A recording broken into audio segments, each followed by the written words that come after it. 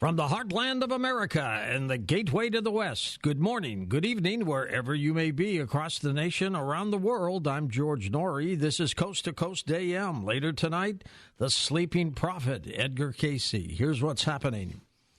General Motors reportedly has at least 20 million vehicles built with an airbag part that the government says should be recalled before more people are hurt or killed. Listen to this. While the exact total of the affected GM vehicles has not been disclosed publicly, the figure puts the automaker in the crosshairs of U.S. safety regulators who recommend the recall of 52 million airbag inflators designed by a Tennessee-based company. The inflator can explode with too much force during a crash, sending pieces of metal into the air that strike occupants in the face and neck. At least 2 people have been killed and several others injured in these incidents. Unbelievable.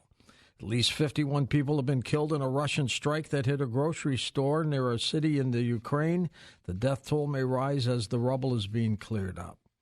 Hall of Famer and legendary Chicago Bears linebacker Dick Butkus has died at the age of 80. The Bears have confirmed his death. I mentioned this story not because we do a lot of sports on Coast to Coast, but this guy truly was a great football player and deserves some recognition in living and in dying. Dick Butkus dead at the age of 80. Each year, the Centers for Disease Control and Prevention releases a list of leading causes of death among U.S. adults. The top 3 causes of death were heart disease, cancer, and COVID-19, which accounted for more than half of the mortalities, despite the fact that the death rates have been declining for both cancer and heart disease over the last 20 years. Looking for an easy way to boost your heart health? The secret might be as simple as opting for stairs. New research reveals that regularly climbing stairs might be your heart's secret ally against a condition known as cardiovascular disease. This condition can cause your arteries to narrow and harden due to plaque, leading to heart diseases and strokes. Christian Weil from myheartbook.com with us here. Simply going up steps, back, no more elevator for me, Christian. No more elevator. Yes, you know, the secret might be as simple as taking the stairs more often. Now, we've been hearing over the past few years, George, more and more studies on walking and the benefits to our hearts. This new research reveals that regularly climbing stairs might be our heart's best secret against a condition known as atherosclerotic cardiovascular disease. There has been many studies, like I just emphasized with you, on the benefits of plain, inexpensive walking. A few months ago, we had actually had the discussion on a new trial that had incorporated 10,000 walking steps a day, which is a little severe. Now, researchers at Tulare University delved into the health data of nearly 460,000 adults and followed them for about 12.5 years, aiming to uncover, George, the relationship between stair climbing and heart health. They categorize individuals based on how often they climb stairs, and they were then monitored for any development of heart disease and related conditions. Climbing up 5 flights of stairs may be a difficult process to keep up with regularly, but here are the determined results. Those who climb more than 5 flights of stairs daily had a 20% lower risk of developing cardiovascular disease. Amazing. Compared to non-climbers. Also, the favorable results among women walkers was very outstanding and rewarding. Researchers found that older women who took 4,400 steps a day had a lower risk of dying than those who took 2,700 steps a day.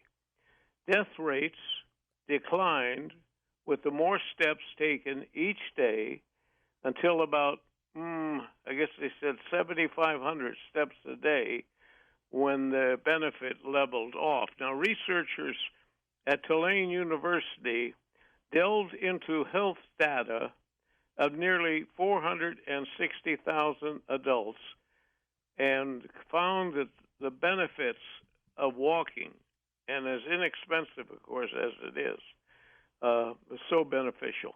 The stair climbers characterized individuals based on how often they climbed stairs and monitored for any development of heart disease and heart-related conditions. Those who climbed more than 5 flights of stairs daily had a 20% lower risk of developing arterial disease compared to the non-climbers. What a great story. Kristen, thanks. Kristen's website, myheartbook.com. Here's Kevin Randall now with his weekly report on UFOs. Hello there, Lieutenant Colonel. How are you? I'm fine, George. How are you? Wonderful. On a personal note, I just wanted to note I'm starting my 4th year of these reports. I know. You're doing great for us, too. Thank you. Yeah, thank you. I appreciate the opportunity, of course. And we've all been wondering what is going on behind the closed doors of the official investigation of UFOs. Many of us has pointed out that David Grush was a single voice who had made some spectacular claims, but who had provided nothing in the public arena to validate his testimony. I now learn, according to some sources, that there has been at least 30 others who have given testimony to the Office of the Intelligence Community Inspector General, the DOD Inspector General, or to Congress. The Inspector General of the Intelligence Community, Thomas A. Monheim, in a letter to Congress on September 15th, wrote that his office has not conducted any audit, inspection, evaluation, or review of the UAP programs. There's still speculation about all that Grush said. Skeptics have pointed out that people saying the same things independently makes it more likely to be true. My problem is we don't know how much of this is independent, how many witnesses there are, and if there are any documents or photographs to provide us with corroboration. I think of this as the Barney Barnett effect. Barnett was the soil conservation engineer who reported he had seen a crash saucer on the plains of San Augustine in July of 1947. Several researchers pointed out that there were other witnesses who provided additional information. The problem was that when we traced the source of the information, it all came back to Barnett. There weren't multiple independent witnesses, but several people who had heard the story from Barnett. Without knowing who the witnesses are and what they have said, we, on the outside, simply do not know if the information is independently corroborated. We need to know what is being said. We need the information about the crashes, and we need to know how it all relates. And we can speculate, but that's all we know. There are good cases out there where we do know the witnesses, and I'm talking about a retro sighting now. There was an interesting sighting that was reported in the hours after the landing in Socorro, New Mexico on April 24, 1964, and that's the sighting by police officer Lonnie Zamora, who mentioned a landed craft, 2 humanoid occupants, and landing traces. It was only one of 3 cases in the Project Blue Book files in which occupants were reported, and the witness was not labeled as having a psychological problem. As I say, just hours later, Orlando Gallegos reported a landing in La Madera, New Mexico. He said the craft was sitting on the ground about 200 feet away. He said there were blue flames tinged with orange jetting from the bottom of the craft. He heard no sound, and unlike Zamora, he didn't see any occupants around that craft. Gallegos examined the site the next morning, but the craft was gone. According to the APRO bulletin, Gallego told police officer about the sighting. State Police Captain Martin Virgil investigated and said the ground was still smoldering nearly a day later, and that Albert Vega, another police officer, said that he saw landing traces on the ground. Here's where it gets really interesting. While J. Allen Hynek was in Socorro investigating Zamora, he, meaning Hynek, learned that about the La Madera landing. Hynek wanted to extend his stay in New Mexico to investigate, but that was denied. This is not the first time an official with Project Blue Book on the scene of a UFO sighting had requested permission to investigate a case and was denied that permission. The Air Force, in their interpretation of the sighting, decided that the burned area and the sighting were the result of a fire in a dump nearby. I'll provide more information about this on my blog, and we'll note that I covered the sighting in depth in Encounter in the Desert, and that's what we have for tonight, George. All right, Kevin, we'll talk to you next week. Thank you very much. Up next, Robert Schoch back with us. His latest work, Forgotten Civilization, New Discoveries on the Solar-Induced Dark Age. Next on Coast to Coast AM. And welcome back to Coast. George Norrie with you. Dr. Robert Schoch back with us has devoted his life to the study of the planet, its creatures, and for over 3 decades, its most ancient civilizations. A full-time faculty member at Boston University since 1984, director of its Institute for the Study of the Origins of Civilization, Dr. Schoch holds a B.A. in anthropology, a Bachelor of Science degree in geology from George Washington University, and Ph.D. degrees in geology and geophysics from Yale. He has been instrumental in spurring renewed attention to the interrelationships between geological and astronomical phenomena. Robert, welcome back, my friend. How are you? Very good, thank you. Looking forward to this. What was it that you found about the Sphinx when you wrote the book, of course, Origins of the Sphinx, but years before that led you to believe that it was much older than what everybody's been telling us? Well, the most obvious thing when people go there is you can see that the weathering and erosion on the body of the Sphinx and what's known as the Sphinx enclosure, because the Sphinx was carved down into the bedrock, it's very discrepant from what you see elsewhere on the Giza Plateau. And what I'm referring to is that you can see how it has sort of a rolling, undulating profile with these deep fissures. And from a geological point of view, it's really textbook weathering and erosion that you get with very heavy and protracted rains. But, of course, the Sphinx and the Giza Plateau, where the Great Pyramid is, a second pyramid, the third pyramid, that is now the edge of the Sahara Desert, and it has been for the last 5,000 years, all of recorded history. So this was really the first major clue that the origins of the Sphinx have to go back to a much more remote period when there was different weather conditions, when the weather there was much more moist, much more temperate, much more rainfall. So that was really the first major piece of evidence. And then we did seismic work around the Sphinx. I did that with Thomas DeBecke and John Anthony West, and we found that the subsurface weathering, that is mineralogical changes and how deep they go, which you can calibrate, I can calibrate as a geophysicist, also indicated that the Sphinx was first carved out thousands of years before the traditional date of 2500 BCE. And I want to point out that I think you're going to have a guest later about Edgar Cayce. Yes. About Edgar Cayce. We actually found in the early 1990s a chamber under the left paw of the Sphinx, which Edgar Cayce's son at the time, I remember him calling me in my office at Boston University saying that we found the chamber that Edgar Cayce had predicted as a Hall of Records. So that's just another aspect to it. And it turns out now that we have evidence from the ancient Egyptians themselves going back 3000 BC, so very, very early dynastic times, that they considered the Sphinx to be a guardian of an ancient archive underneath. So I think this ties in also.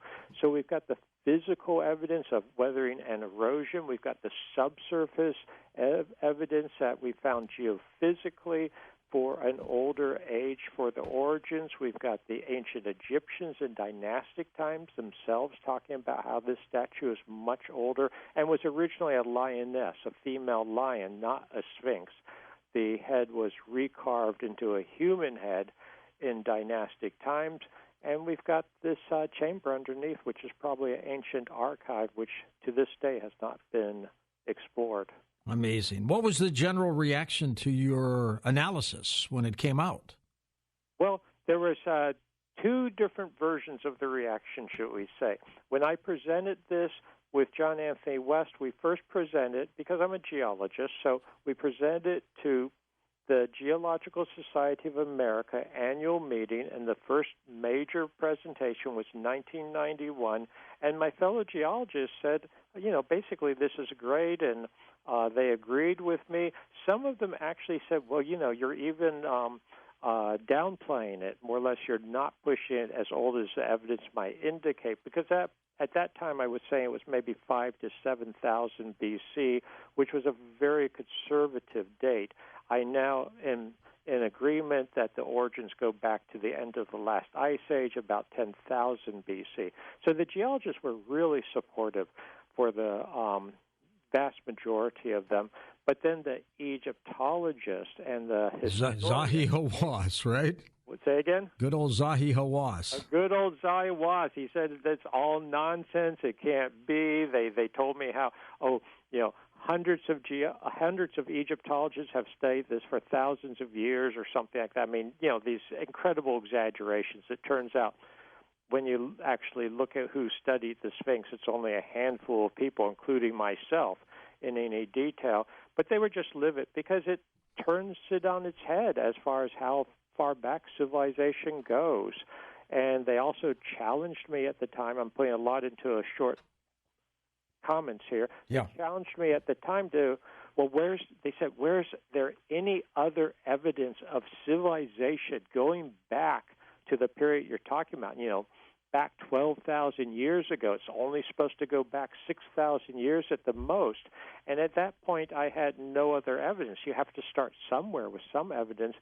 Since then, literally since then, the site of Göbekli Tepe and now other sites of the same period have been found. Göbekli Tepe is in southeastern Turkey. I've visited it a number of times, including just this past summer again, and it goes back to the same period, also shows incredible sophistication of monumental carving and construction. So now we're really building up a lot of evidence that, yes, there was a cycle, what I call a cycle of civilization, going back to the end of the last ice age 12,000 years ago, 6,000 years before standard historians say civilization began.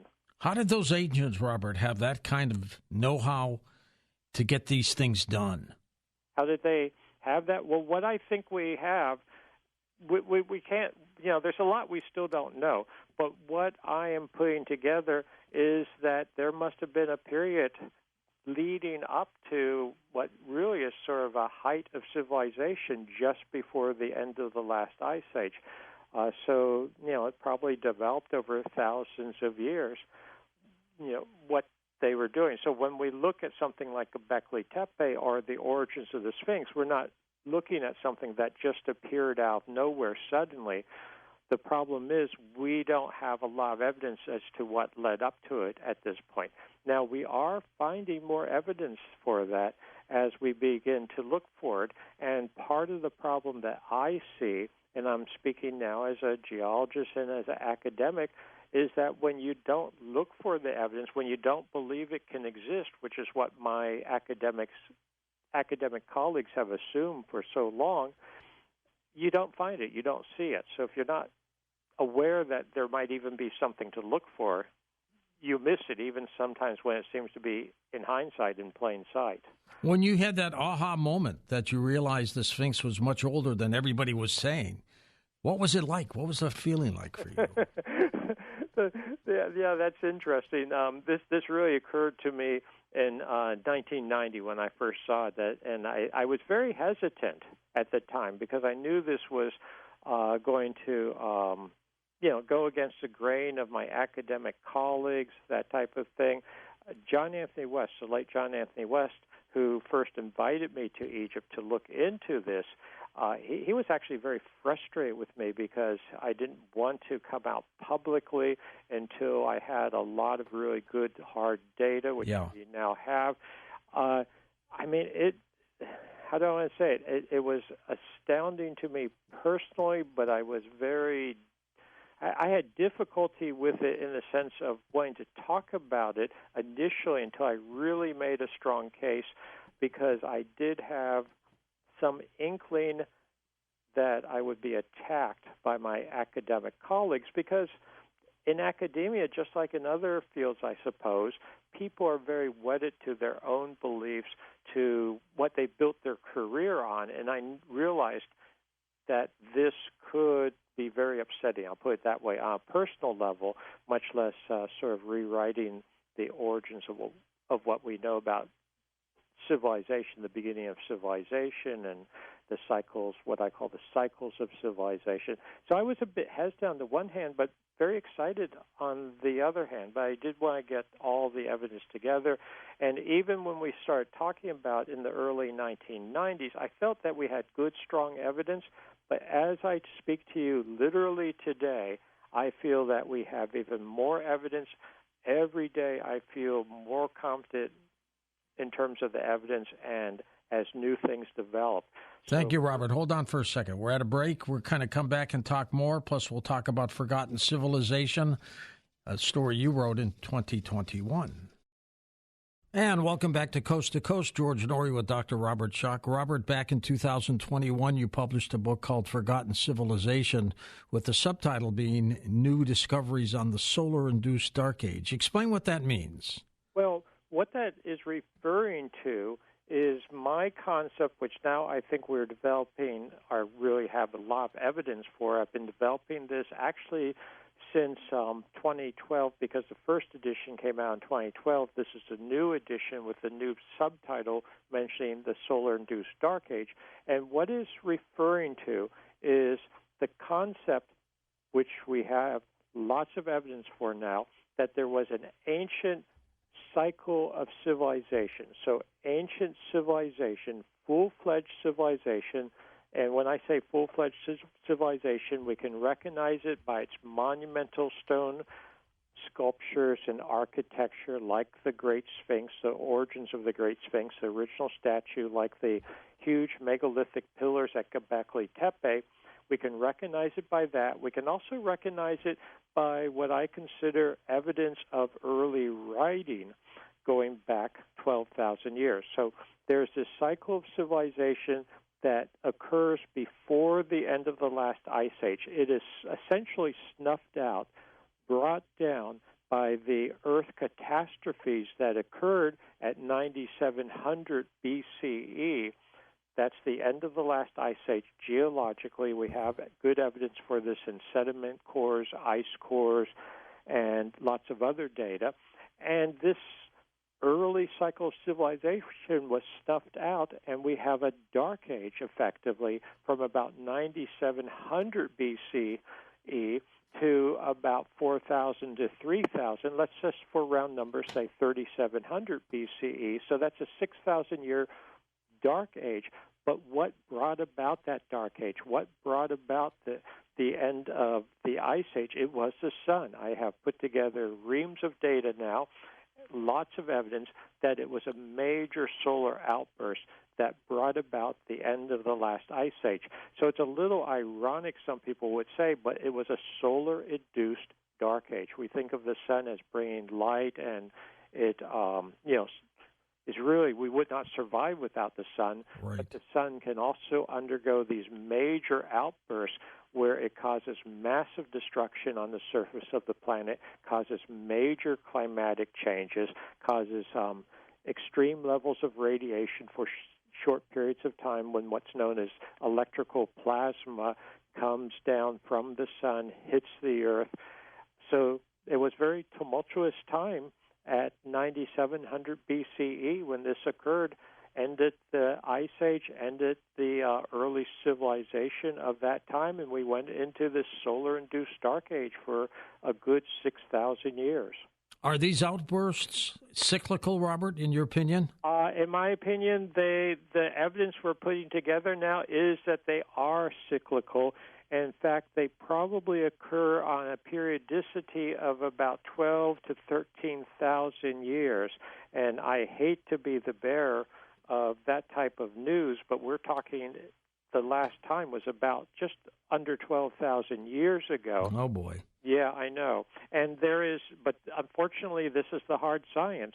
There is evidence that since then, the sun has undergone smaller outbursts. So I'll give one example. During the 8th century A.D., or Common Era, at the time when Charlemagne, everyone's heard of Charlemagne, was emperor and ruler, there was what is known as the Charlemagne event among astrophysicists, and this has only been discovered in the last few years. what's known as the Charlemagne event, when the sun underwent a minor solar outburst. When I say minor, it was minor compared to what happened at the end of the last ice age, but it would be considered incredibly major if it happened today. It would bring down all our communication systems. It would bring down the internet. It would actually fry even personal computers, because you would have what's known as a solar proton event and an EMP associated with it. Of course, when Charlemagne was emperor back in the late Dark Ages, early medieval period, no one had electrical technology like we do now. So, they didn't even notice it.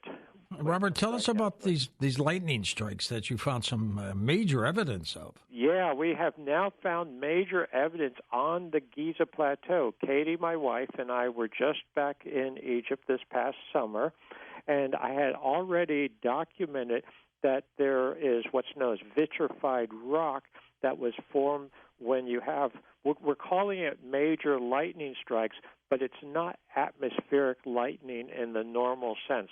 This would be what's known as plasma strikes, when the sun is overactive, when you have this major solar outburst. And what you get, and Katie first noticed this, is emanating from the Great Pyramid and the Second Pyramid on the ground. It looks like cracks coming out from underneath the Great Pyramid, for instance, and the Second Pyramid. And what they form are known as Lichtenberg patterns. And this is what you get when you have a major electrical discharge hitting a surface, and then it spreads out in sort of a dendritic or branching-like pattern.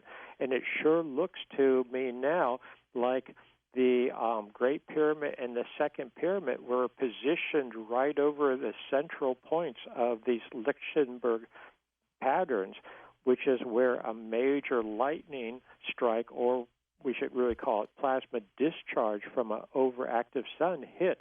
And it gets better in the sense that the ancient dynastic Egyptians actually wrote about how thunderbolts, essentially ancient thunderbolts, had hit the Sphinx, had hit the Giza Plateau. Of course, most Egyptologists, they said this is all just nonsense, this is just all mythology. Mm-hmm. But now we have physical evidence that they actually knew what they were talking about. And furthermore, they, like many ancient people, revered the sun. The sun was a deity. So you can think of it as this is a sacred ground. This is a sacred spot, because literally the sun came down and touched the earth here, with very dramatic results. So I can understand why they considered Giza such a sacred site. And when they talked about thunderbolts, Robert, didn't they say they came from the gods? Absolutely. The thunderbolts came from the gods. That is a very, very long tradition going back as far as we know in recorded history and prehistory. They realized that this was the gods, or the sun in particular, speaking. So, for instance, we even have right at Giza, something was found known as the inventory stela. And the inventory stela literally talks about thunderbolts coming down, hitting near the Great Pyramid, hitting the Sphinx, and how Khufu, the supposed builder of the Great Pyramid, and I say supposed builder because I think he adopted it and added to it perhaps, but I think there was something there much earlier. And that's essentially what the inventory stela says, that, there was something there earlier, and that Khufu in the dynastic time, so we're talking 2550 or so BCE, came to see the thunderbolts, or the remains of the thunderbolts, which would be the vitrified rock in these Lichtenberg patterns that we can still observe today if we know what we're looking for. How long do you think it took to build the Great Pyramids? Oh, I have a very different view than the concept that, it took 20 years and it was just built from scratch. I am of the opinion that the Great Pyramid, this ties in with what I was talking about, the Great Pyramid is not all of one piece. What I mean by that is that I believe it marks this very, very ancient site going back, in my assessment, my best assessment, to the end of the last ice age to the same period as the Sphinx, so 10,000 or so BCE, and that there was a structure there, and it was built, and then other structures were built on top of it. Probably the oldest portion of the Great Pyramid is what's known as the subterranean chamber, or some people call it the pit, and then other structures were built on top of that. I believe there's good evidence that it was at one point sort of leveled off like a big platform up to what's known as the 50th level, which is basically the level that corresponds to the top of the Grand Gallery. Then more was added after that. So I'm not of the opinion that it was all built just at one time in the Fourth Dynasty over 20 years at all. I think this is a structure that was used and reused, added to, reappropriated by various dynastic Egyptians, but its origins go back much earlier. And we also have that with the second pyramid, the so-called Khafra pyramid, which is almost as big as the Great Pyramid.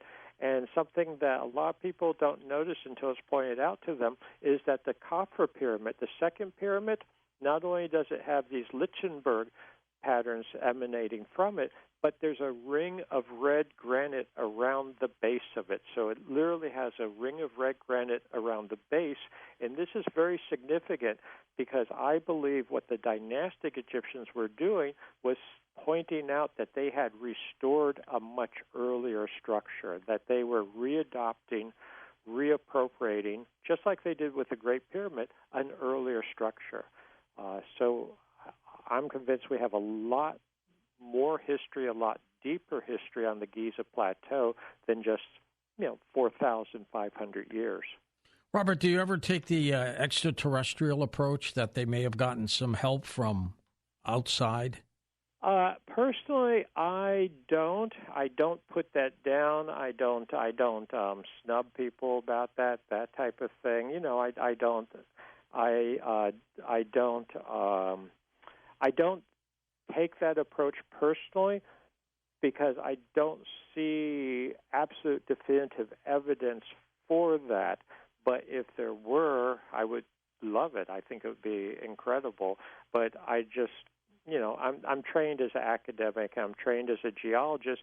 And so when I think of extraterrestrial in this sense, I'm thinking lightning strikes or solar plasma outbursts from the sun, more or less, versus extraterrestrial intelligence, UFOs and flying saucers, that type of thing. But, if we find the evidence for that, that would be incredible. I can't help when you ask that about the archive or the chamber under the left paw of the Sphinx. That's right. If that's ever entered, and I would like to be the one to help do that. We found it over 30 years ago now. And Edgar Cayce had apparently predicted it. At one of the Hall of Records, he said, yeah, right? The Hall of Records. I mean, what that talks about extraterrestrials. Who knows what it's going to talk about? Edgar Cayce, as I understand it, thought was the Hall of Records from the Atlanteans.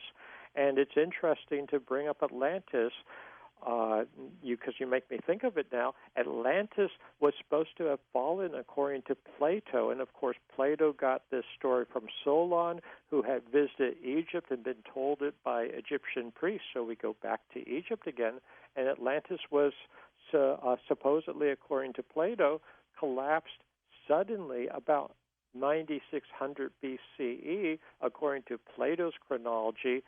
Converted into our chronology, that's incredibly close to my dating and to the geological dating of the end of the last ice age, so close that it's basically the same date when you round the numbers. So I feel like all these traditions, all the physical evidence, it's all fitting together in a cogent story. Zahi Hawass, the former head of Antiquities, has been touring the United States, giving conferences and seminars. You have been following his trips? Well, I was aware of his trips, and his last conference, his last seminar was in Boston, his last speech, I should say, and I was invited to it, and I did attend, and I heard him. I just sat in the audience and should we say, left quietly after. Politely nodded your head, politely, right? Well, yeah. It was difficult listening to him, I'll be honest with you. And I have nothing against him personally, but we obviously, I think it's obvious to most people, do not agree on things because he takes a very classic traditional view that the Sphinx is 2500 BCE, 2500 BC, end of story, carved by Khafra. And we've been butting heads on this for over 30 years now. And he does not like to hear anything outside of Egypt when it has to do with the pyramids or the Sphinx, does he? No, he doesn't want to hear anything about it. In fact, it's interesting, for instance, evidence from outside of Egypt, like Göbekli Tepe, which is just an astounding sight. And he's been on record saying, long after it was discovered, long after it was publicized, he doesn't know anything about it. It doesn't have any applicability. Well, of course it has applicability. We're talking about civilization around the world. We're talking about global events. It's not just the Giza Plateau or it's not just Egypt. And I feel bad in a way because I love Egypt, and I've done so much work in Egypt. But Egypt has so much evidence to put itself into a bigger context in a global scale, and why they don't play this up rather than try to deny it, I don't know. I mean, it doesn't even make sense to me from a political point of view, modern political point of view, when you've got such incredible wealth of data, and it's so interesting. And I've contended all along, my work in Egypt, my work on the Great Sphinx, for instance, in the Giza Plateau, I'm not denying the dynastic Egyptians anything, but I'm pushing it back that there's even more there than was recognized initially. It goes back even further. Egypt is a leader. They have the motherlode, so to speak, of evidence for this early cycle of civilization. Robert, we're going to take a short break and come back and take phone calls with you next with our incredible audience. The lines are now open. Robert Schoch with us as we are talking about the Sphinx, the pyramids, and wonderful things happening in Egypt that happened a long, long time ago.